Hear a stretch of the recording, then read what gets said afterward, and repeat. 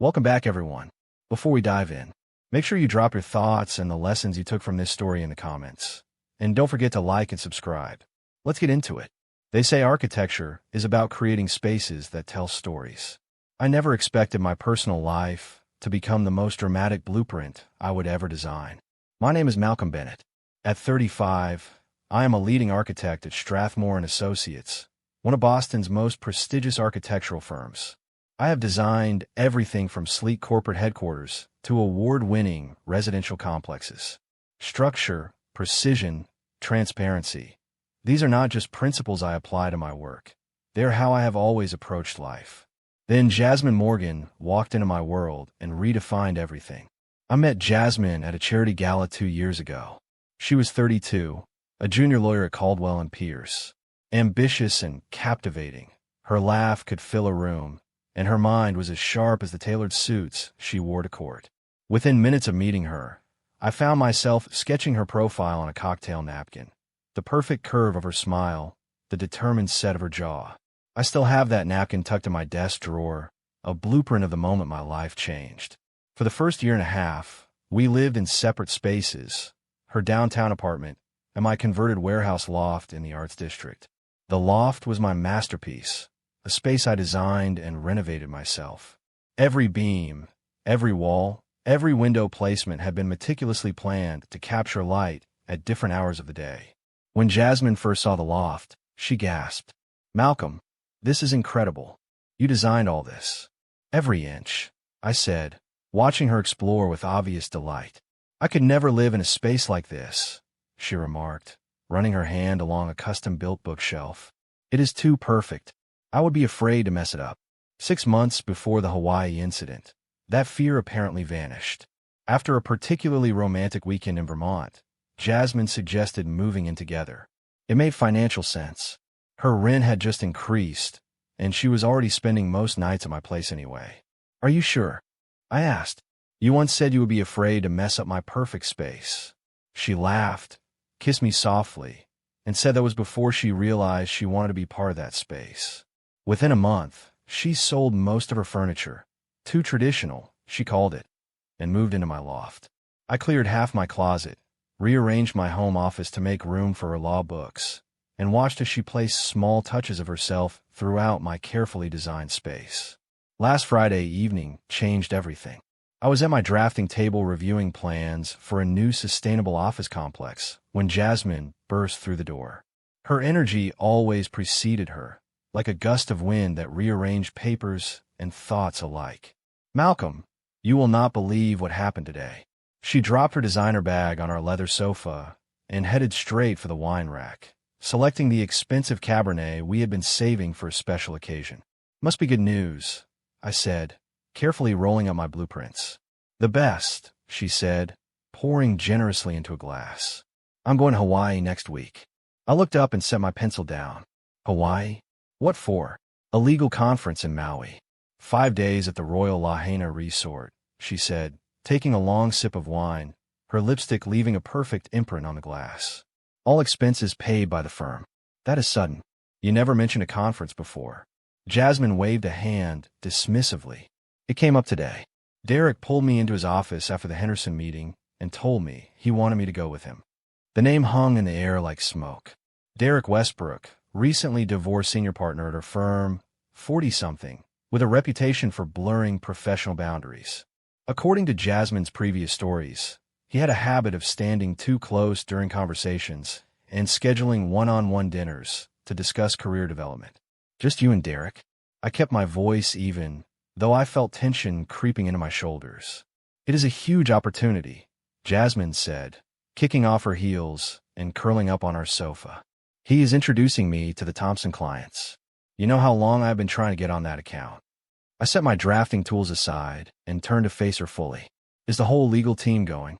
"No, just us," she said, frowning slightly. "Why does that matter?" "It matters because it sounds less like a conference and more like a vacation with your boss. 5 days in Maui at a resort." Jasmine's expression hardened. "It is a legitimate business trip. The conference is about international property law. Derek specifically selected me because of my research on the Nakamura case." The same Derek who told you that you have bedroom eyes at the Christmas party, I said, unable to keep the edge from my voice. That was months ago, and he was drunk, she shot back. He apologized the next day. She stood and began pacing, something she did when preparing arguments in her head. This is about my career. Do you have any idea how important this connection could be? I understand career opportunities, I replied. What I do not understand is why you are telling me now about a trip that happens next week, or why it has to be just you and a man who has made it clear he is interested in more than your legal expertise. Jasmine set her wine glass down with a sharp clink. Are you seriously doing this right now? I came home excited to share good news, and you are turning it into some kind of interrogation. I'm asking reasonable questions, I said, standing as well. The situation does not add up. What does not add up is your reaction, she snapped. I thought you would be happy for me. Happy about you spending 5 days in paradise with a man who has been trying to get in your pants since you joined the firm. Jasmine's eyes flashed. That is completely unprofessional and unfair. Derek is my mentor. Mentors do not need tropical getaways to offer career advice, I said. It is a conference with workshops and networking, she retorted. Then show me the conference schedule, I said. Show me the event website, the registration confirmation, anything. Jasmine crossed her arms. I do not have to prove anything to you. This is exactly why I hesitated to tell you. I knew you would overreact. So you admit you were hiding it. I was not hiding anything. I'm telling you now, am I not? I took a breath, trying to approach this logically. Put yourself in my position. If I told you I was going to Hawaii alone, with Kendra from my office, the colleague who texts late about structural questions, you would have concerns too. Exactly, she interrupted. That is different, I said. How? Because I trust you, and I have always trusted you, I said. But this feels off, and you are getting defensive instead of addressing my concerns. Her face flushed with anger. I am getting defensive because you are accusing me of something inappropriate when this is a legitimate professional opportunity. I walked to the kitchen island, needing physical space. I am not accusing you of anything. I am telling you I am uncomfortable with the situation. There is a difference. Well, I am going, Jasmine declared, chin lifted. This is too important for my career. I looked at her for a long moment, the determined set of her jaw, the flash in her eyes. I am asking you not to go, as your partner. I am telling you I am not comfortable with this arrangement. Her laugh was sharp and humorless. You are asking me? You are telling me? I am not your property, Malcolm. I am a grown woman who makes her own decisions. The words hit hard, not because they were harsh, but because they revealed something fundamental. She saw my concern as control, not care. I looked around the loft, my loft, at the space I had created and then willingly shared with her. The kitchen where we cooked Sunday brunches. The skylight I installed because she once mentioned loving to fall asleep watching stars. The home I built that she was treating like a hotel. You are right, I said finally, my voice cool. You are not my property. I paused, appreciating the structural symmetry of what I was about to say. And I am not your landlord. Jasmine rolled her eyes, missing the significance. Do not be dramatic. This trip is happening, and I need you to support me. When do you leave? I asked, already drafting a new plan in my mind that would not include her. Tuesday morning, she said. I will be back Sunday night. I hope it is everything you expect, I said, returning to my drafting table. As the bathroom door closed and the water began to run, I called my attorney, Reginald Carter. Malcolm, it is nearly 8 in the evening on a Friday, he said when he picked up. This had better be good. I need your help with something, I said quietly. How quickly can you draw up an eviction notice? Eviction? What happened? I gave him the condensed version. He whistled. You sure about this? 2 years is a long time to throw away over a suspicious trip. It is not about the trip, I explained. It is about the dismissal of my concerns.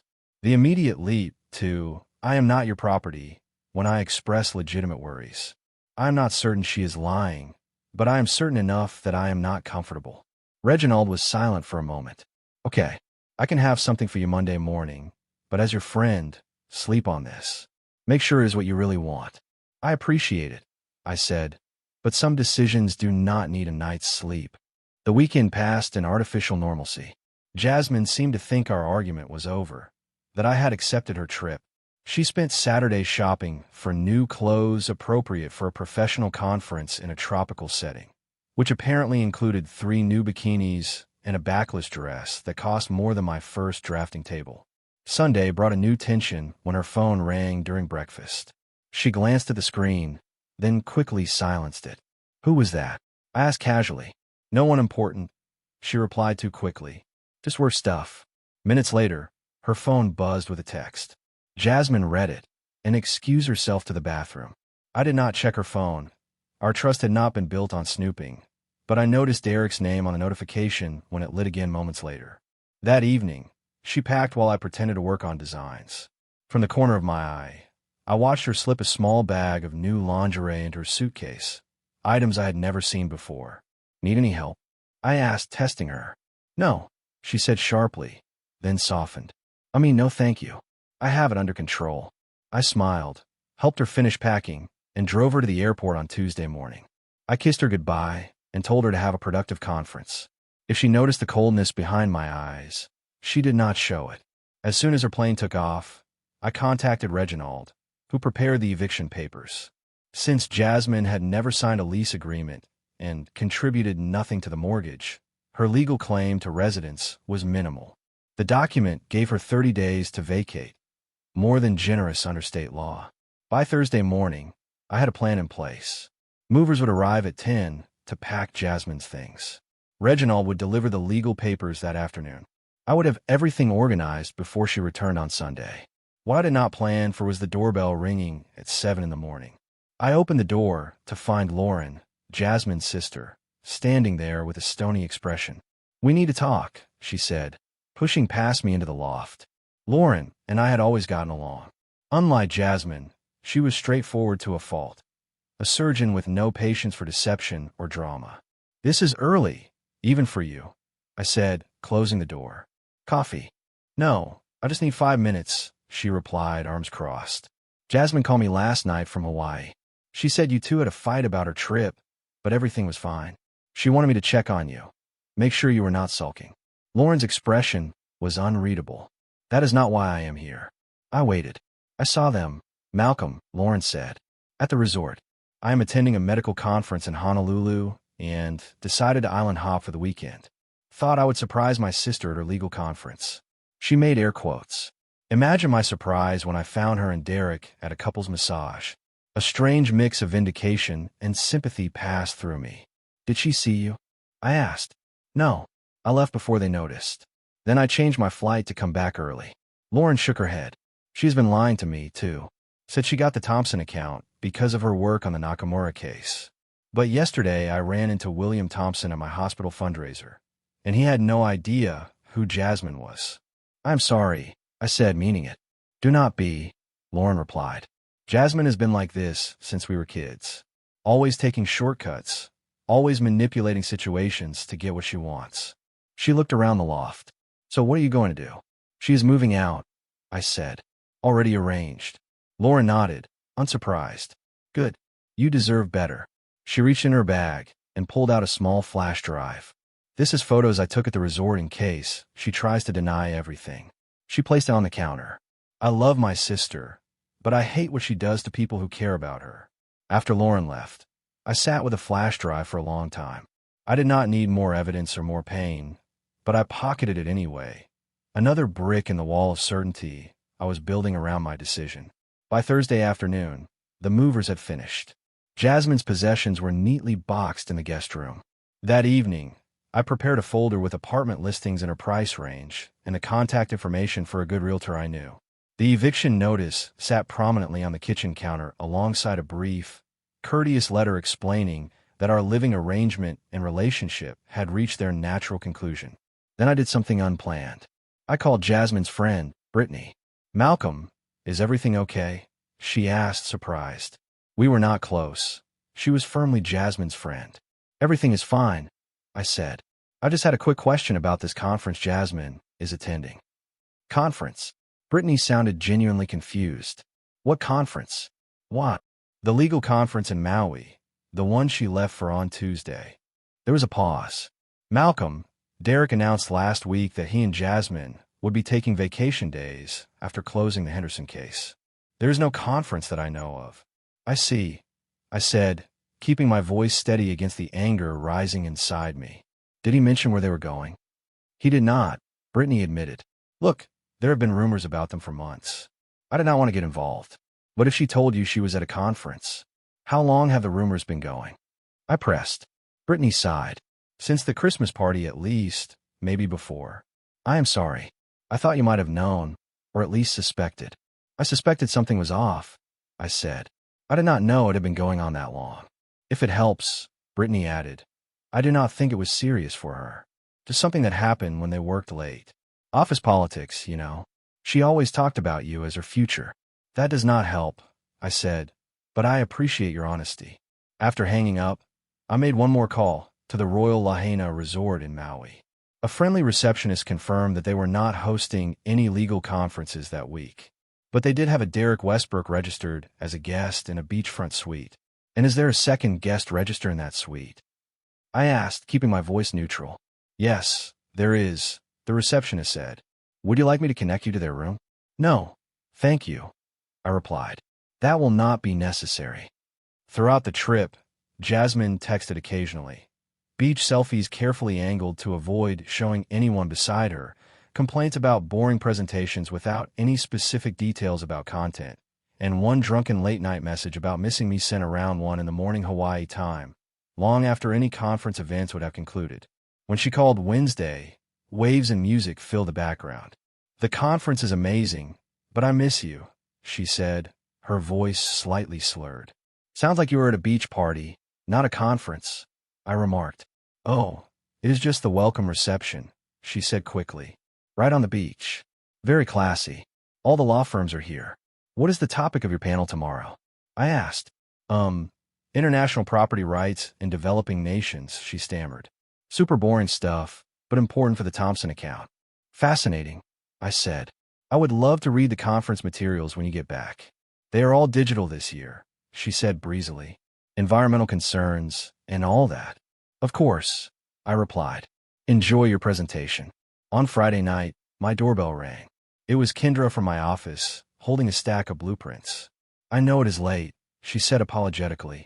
But you mentioned wanting to see the Hamilton project revisions before Monday, and I finally finished them. I invited her in, grateful for the distraction. Kendra had been a colleague for 3 years, brilliant at structural engineering, direct in her communication, and, yes, occasionally prone to late-night texts about work. Jasmine had always been jealous of her, though I had never given her reason to be. Can I get you a drink? I offered, taking the blueprints. Actually, yes, Kendra said. It has been a long week. We settled at my drafting table with glasses of whiskey and reviewed her revisions. The conversation flowed from the Hamilton design to architecture theory to our shared love of vintage mechanical pencils. It was refreshing to talk to someone who understood my passion, who did not roll her eyes when I got animated about cantilevers or load-bearing innovations. This place is amazing, Kendra said, looking around the loft. I remember when it was just a concrete shell. You transformed it. Thank you, I said, feeling a pang as I realized Jasmine had never cared much about the details of the design. It has been a labor of love. Kendra nodded, then gestured toward the boxes visible in the guest room. Moving some things around. Jasmine is moving out, actually, I said. We are done. Kendra's eyes widened. I am sorry. I did not know. Do you want to talk about it? Or is that inappropriate since we work together? I told her everything. The fake conference, the dismissal of my concerns, the I am not your property declaration. Kendra listened without interruption, her expression shifting from surprise to indignation to understanding. You deserve better than that, she said finally. Someone who respects your boundaries. That is not ownership. That is basic decency. We talked for hours. Not flirtation, not an undercurrent. Just 2 colleagues becoming friends through shared experience and mutual respect. When Kendra finally left around midnight, I felt lighter than I had in days. Not because I was attracted to her, though objectively she is attractive, but because I had been reminded that healthy communication exists, that not everyone sees boundaries as chains. Saturday morning brought another surprise. My doorbell rang again. It was Terrence, Jasmine's ex from before we met. Terrence, what are you doing here? I asked, genuinely confused. We had met once at a bar by accident about a year into my relationship with Jasmine. "Can I come in? I think we need to talk," he said, looking uncomfortable but determined. I let him in, curious. "I saw Jasmine's social media post from Hawaii," he began. "With Derek. I thought you should know that she was seeing him while we were still together. Is why we broke up." I stared at him. "That was over 2 years ago." He nodded. "Yes. I found out she was sleeping with him to get ahead at the firm. When I confronted her, she gave me the whole 'I am not your property' speech and walked out. The parallel was so exact it was almost comical." "Why tell me this now?" I asked. "Because I saw your comment on our beach photo. Hope the conference is productive." "There's no conference, man. I thought you should know what you're dealing with." I wish someone had told me. After Terrence left, I sat in silence for a long time, processing. Jasmine's pattern was not new. It was not a mistake or a momentary lapse.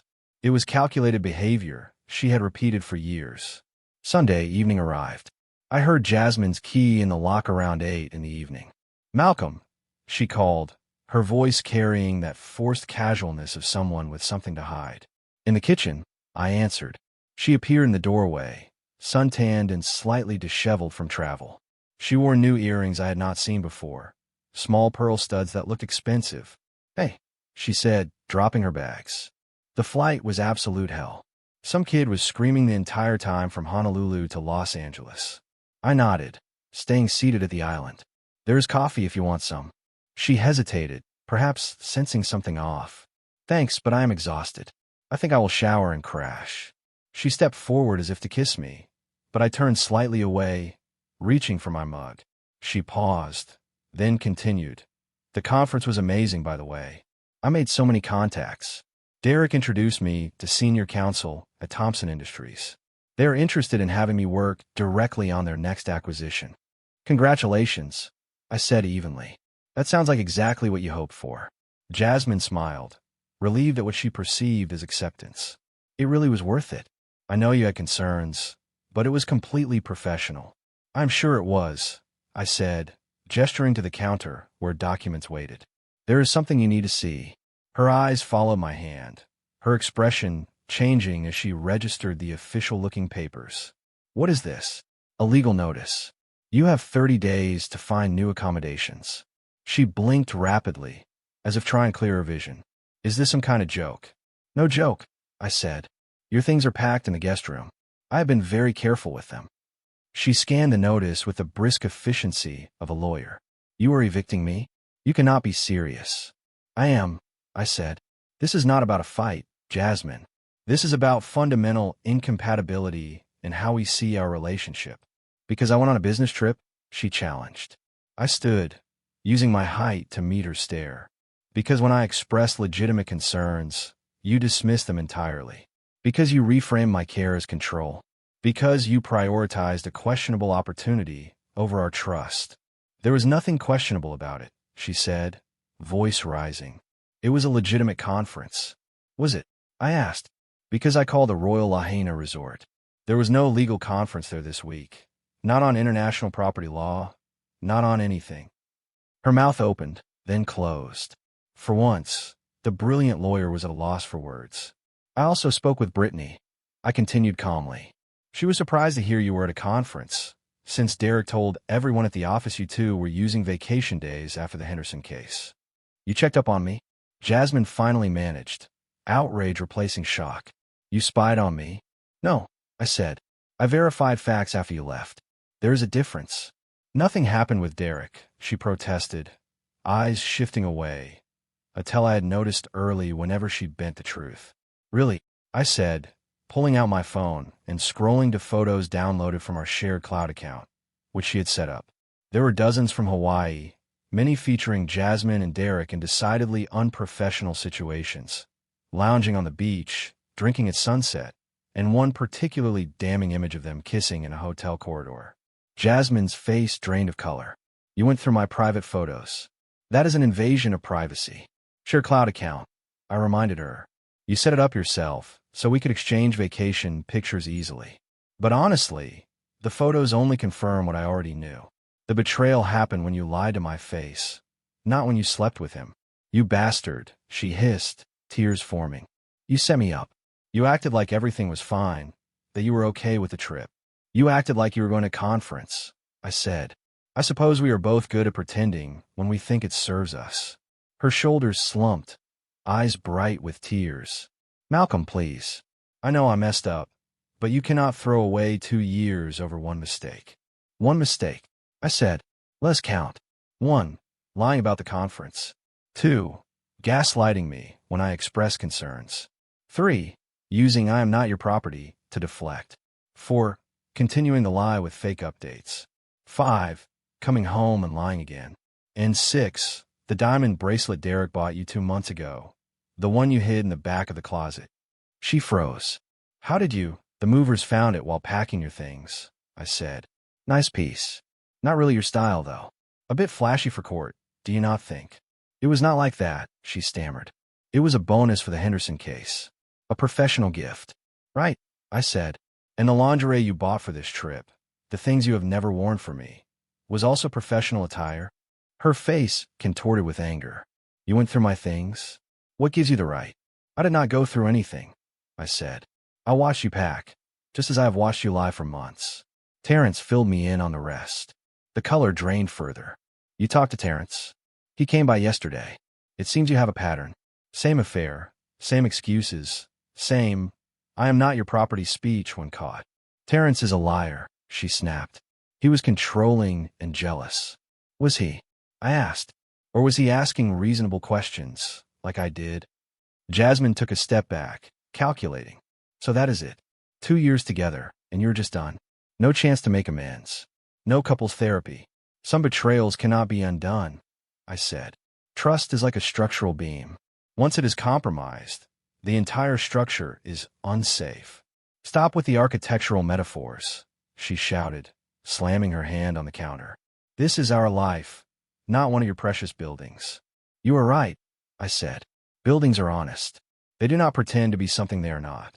She stared at me, her expression shifting from anger to calculation. I could fight this eviction, she said finally. I could claim tenant rights. I could drag this out for months. You could try, I said. But without a lease agreement or proof of rent payments, you would lose. And dragging it out would only mean more billable hours for Reginald. She tried another tack. What about all I have contributed to this place? The furniture we bought together, the art, the renovations I helped plan. I have documented everything, I said. Anything you purchased personally or we bought jointly is yours to take. The list is in the folder with the apartment listings. And what will you tell our friends? Your parents, they love me.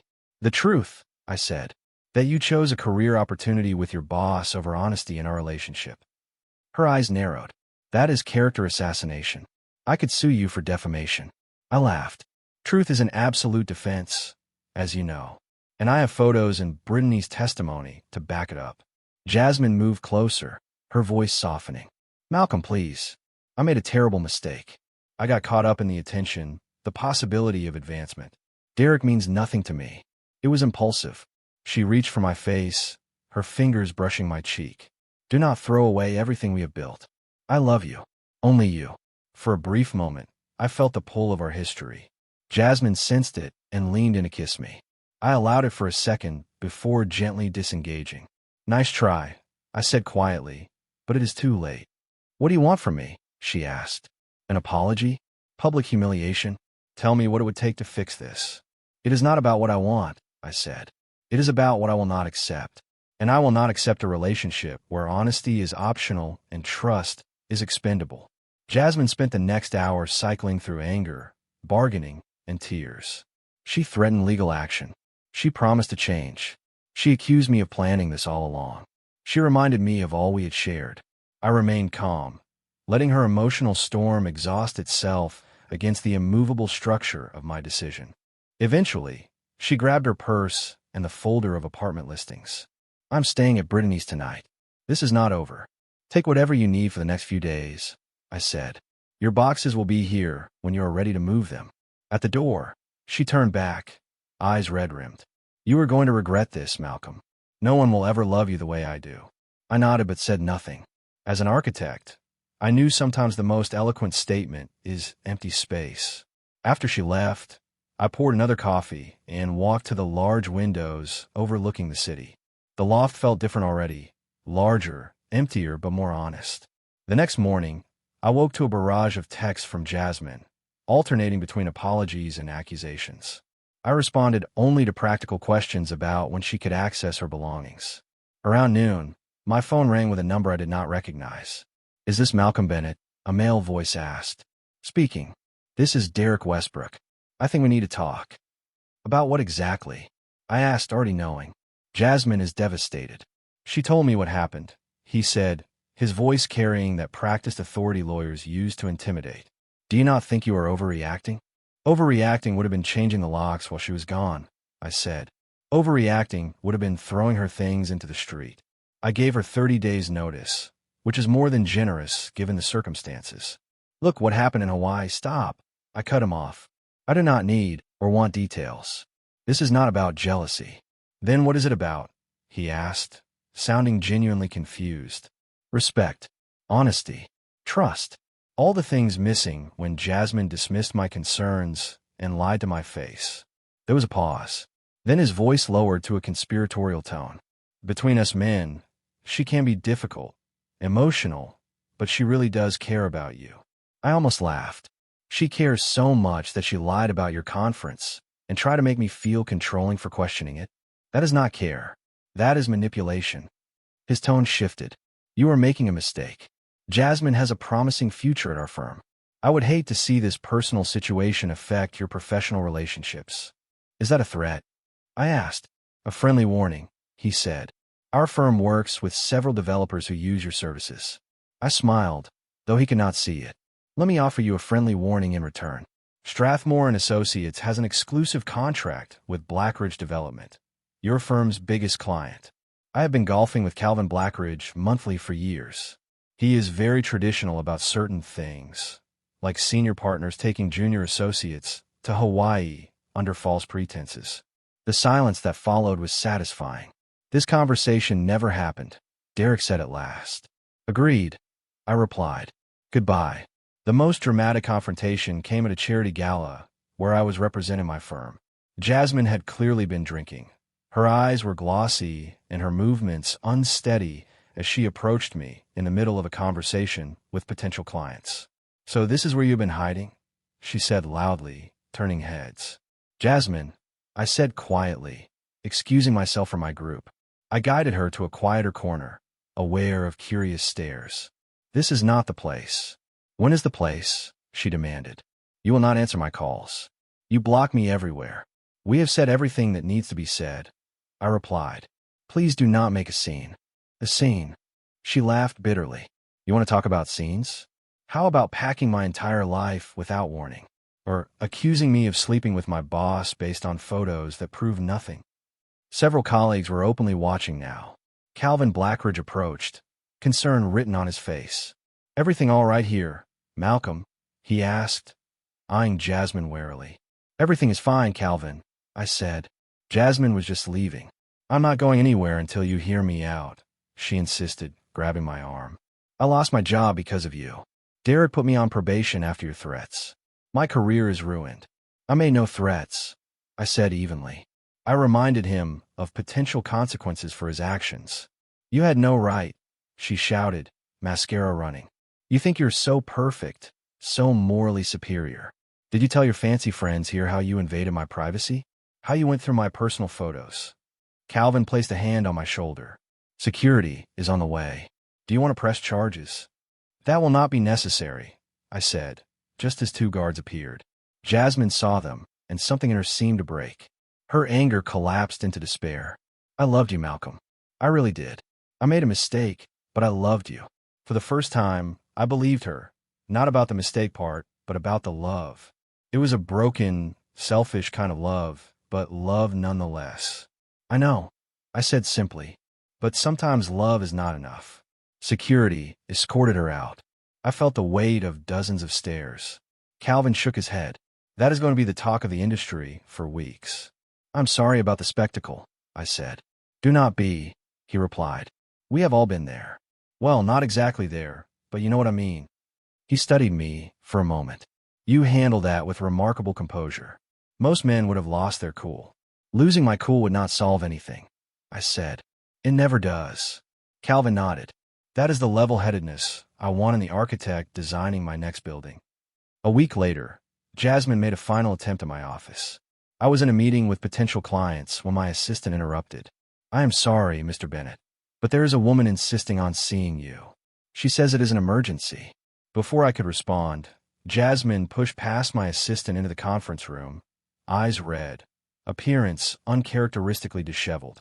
Malcolm, you need to come home now, she announced, ignoring the stunned faces. Jasmine, I am in a meeting, I said calmly. Whatever this is, it can wait. No, it cannot, she said, breathless. There has been a flood in the loft. A pipe burst in the bathroom. Everything is underwater. I studied her face, recognizing the lie immediately. Is that so? Strange the building manager has not called me. She faltered. He tried but could not reach you. I took out my phone and showed her the screen with no missed calls. Please leave, I said. We can discuss whatever this is later. One of my clients, an older woman named Gloria Whitfield, spoke up. Young lady, I believe Mr. Bennett has asked you to leave. Jasmine turned on her. This does not concern you. Leave now, I said firmly, standing. Or I will have security escort you out. You cannot do this to me, she shouted, tears streaming. After everything we have been through, after everything I gave up for you. What exactly did you give up? I asked quietly. Your apartment you were already planning to leave because of a rent increase? Furniture you were tired of? Please tell me about the enormous sacrifices. Jasmine looked around, suddenly aware of the audience. Her shoulders slumped. I'm sorry, she whispered. I do not know how to fix this. There is nothing to fix, I replied gently. It is over, Jasmine. Please accept that and move on. She nodded, turned, and left without another word. The room was silent for a moment. Then Gloria said, I think we just witnessed quite the drama. Is this the kind of excitement we can expect if we hire your firm, Mr. Bennett? Laughter broke the tension. The meeting proceeded successfully. Later, Gloria pulled me aside. My ex-husband was a cheater, she said bluntly. I recognize the behaviors. You made the right call, and you handled it with dignity. That tells me all I need to know about your character. A week later, Jasmine arranged to move her things. She sent a rented truck and 2 friends rather than coming herself. I made myself scarce, leaving detailed instructions with the building manager. When I returned that evening, her keys were on the kitchen counter alongside a note. You will realize what you threw away someday. I placed the note in the recycling bin and her keys in a drawer. Then I opened a beer, sat at my drafting table, and began sketching preliminary plans for renovating the loft. The guest room would make an excellent home gym. The closet Jasmine had used could be converted into additional storage for my architecture books and materials. The bathroom needed updating anyway. 3 months after Jasmine moved out, I had an unexpected visitor. It was a rainy Thursday evening, and I was working late on the Community Arts Center design when the doorbell rang. I opened the door to find Jasmine standing there, soaked from the downpour, makeup running down her face. I need to talk to you, she said, her voice trembling. Please. Against my better judgment, I let her in and offered a towel. Make it quick, I said. I have a deadline tomorrow. Jasmine looked around the loft, noting the changes I had made since she left. New furniture, rearranged spaces, the guest room now a home office. Her eyes lingered on a woman's jacket hanging by the door. Kindras, you are seeing someone, she said flatly. That is not why you are here, I said. She took a breath. No, I came to give you this. She handed me an envelope. Inside was a check for a substantial amount. It is for the time I lived here. Rent, utilities, everything. I looked at her, confused. Why now? Because you were right, she said quietly. About everything. Derek was using me. The moment I stopped being useful, he discarded me. Her laugh was bitter. Sound familiar? I did not discard you, I said. I enforced boundaries you refused to respect. She nodded, tears forming. I know that now. Therapy is illuminating. She glanced around again. Is it serious with whoever owns that jacket? Yes. Is she good to you? She respects me, and I respect her. Jasmine nodded, wiping her eyes. I'm glad. I mean that. She moved toward the door, then paused. I really did love you, Malcolm. just not in the right way. I know, I said. I hope you find what you were looking for, Jasmine. After she left, I looked at the check for a long moment before tearing it in half. Some debts cannot be paid with money, and some lessons are worth the price. If you enjoyed this story, please like, comment, and share this video with your friends. Subscribe and turn on the notification bell so you never miss a powerful story drop.